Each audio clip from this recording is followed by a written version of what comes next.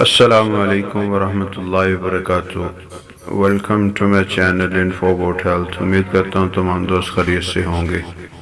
آج کی ویڈیو خون کی کمی کو پورا کرنے کے لیے خون کے سرخ خلیات کو اگر آپ بڑھانا چاہتے ہیں تو یہ ویڈیو دیکھیں۔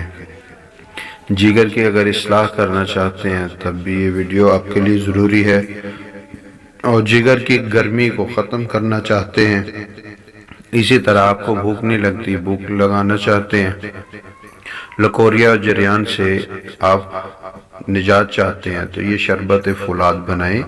اس میں جو اجزاء ہیں وہ زرشک شیرین 250 گرام، عناب 500 گرام، آلو بخارا 500 گرام، مجیٹھ یہ 750 گرام، اور اس کے ساتھ ترفلا 1500 گرام، اور اس کے ساتھ جو باقی اجزاء انار دانہ 250 گرام، انجبار 750 گرام، دورنج عقربی 500 گرام، نیلوفر 500 گرام، اور اس کے ساتھ ساتھ بال چھڑ 250 گرام۔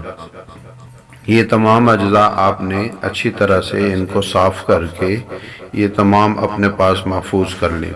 طریقہ اس کا یہ ہے کہ 10 کلو چینی ڈال کر معروف طریقے سے، جیسے شربت عام طور پر گھروں میں بنایا جاتا ہے، تو یہ شربت تیار کر لیں، اور پھر بعد میں یہ باقی ماندہ چیزیں اس میں ڈال کر اچھی طرح سے گرم کر کے یہ آپ کا شربت ریڈی ہو جائے گا۔